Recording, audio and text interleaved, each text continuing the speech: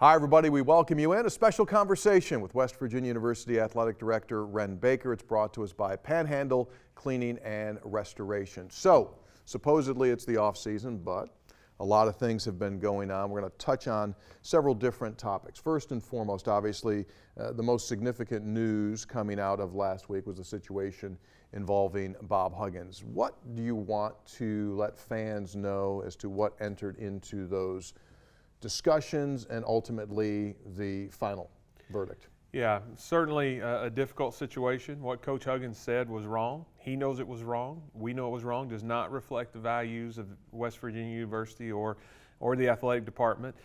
We really tried to listen to a lot of different stakeholders on campus, across the state, and ultimately decide on a course of action that had punitive measures that made it clear that we would not tolerate those kinds of words, but also give us a chance to learn and grow as a community. Gives Coach Huggins a chance to be a part of that, an active part of that, and I can tell you that's something that he, from the beginning, stated. I've had numerous conversations with him, and what he said in his two apologies we released, it reflects how he feels. He was very sorry for hurting any members of our community, for bringing any dishonor to the institution, and I'm confident that we can use this as an opportunity to grow, to learn together, and to get better as a community, and that's what we're going to do. Yeah, absolutely. Last week was Coach's Caravan, and we made 4 different stops. So your first chance to touch a lot of different places as you continue to trek across the state. Thoughts on your first Caravan? It was so awesome just to be able to get out, to be able to go. Really, what made it unique and compared to anywhere else I've been is to do those in successive nights and to really touch all 4 corners in 4 successive nights, and to see the difference in geography, the difference in the rooms. Every room had a little different flavor, and my guess is that probably reflects the local culture, but most of all to see in every corner of this state the depth of the passion, pride, and excitement for the Mountaineers that the fans have, and I know that, I feel that, I see it as I travel other times of the year, but it's especially evident during those caravans. If you missed out, we encourage you to come in future years. I had several jokes at Tony's expense. I added to that repertoire every night, and so by the end, we were really rocking the house. I took some shots, but that's fine. That's all is good in love and war, as they say. Speaking of passion, we're seeing it at a record-setting level with WVU baseball this spring. All-time attendance record was set this past weekend when West Virginia closed out its regular season series. You were there, you were watching, you were a regular at these games. Give me your takeaway. I mean, you've watched Big 12 baseball in the past from your days at other stops. What are you seeing here at WVU? Well, what a special team, and Coach Mazey does a great job of utilizing and maximizing every day that he has to practice and the talent that's on that team. But I want to say we finished with, I know it was 6, maybe 7 of the top 10 crowds all time at the ballpark. And so thank you to our fans who showed up and showed out, and we've had so many already trying to get season tickets for next year and expand their season tickets, and that's very exciting. A lot of those kids are back. I mean, we only had, I believe we honored 2 seniors, I want to say, on senior day. So a lot of kids will be back. Very proud of them, and I'm hopeful that we can finish the year strong and host a regional and continue to have some more support in crowds. But great season.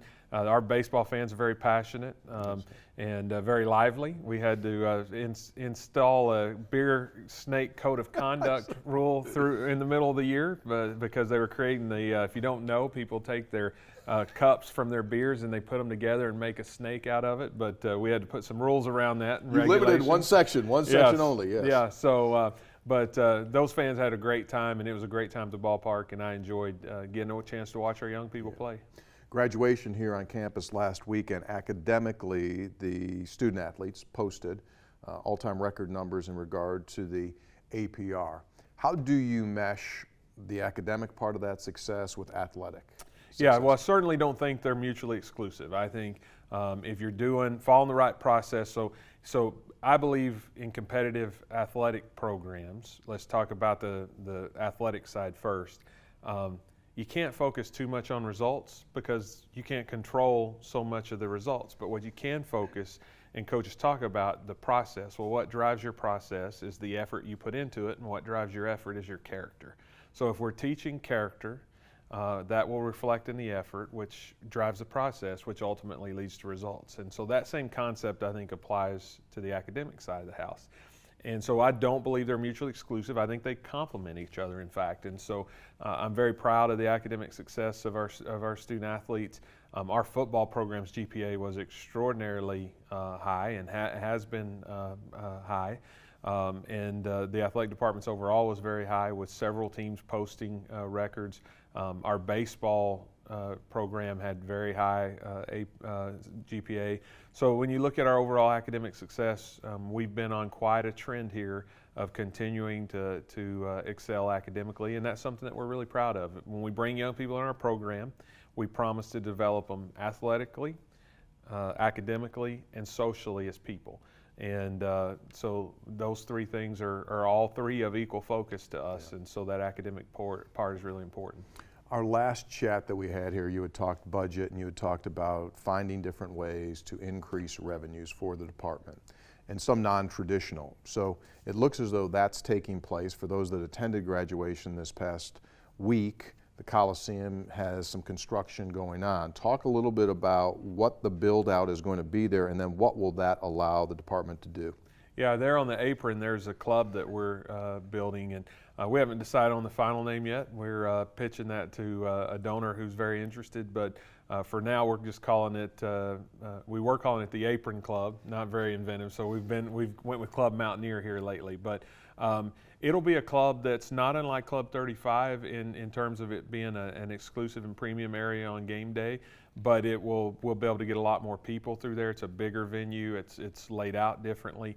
When I got here, I reviewed the drawings, and we had cut out some restrooms that were in there. We were just going to have people use the Coliseum restrooms, and also a staging area where we could change out the tables and the setups. And I added those back in because I've been pretty candid that we have to find the dollar everywhere we can, and making that a venue where people can have wedding receptions, birthday parties, social events is something that's really important. And so my hope is, so that'll be a place where student athletes use every day for training table. That's very important. It'll be a premium space for games, which will drive MAC donations and it'll improve the fan experience. And then hopefully it'll be a place where we can make revenue by hosting outside events throughout the year. And so it's going to be a special place. We'll dress up the outside of the building. Will be very beautiful from the drive there by campus. And then it takes up some of that ugly red apron that before I leave here, I'm going to do something about that apron if it's the last thing I do. So, but this at least takes part of that apron out. Perfect world, it's up and running when? By the Pitt basketball game. Okay.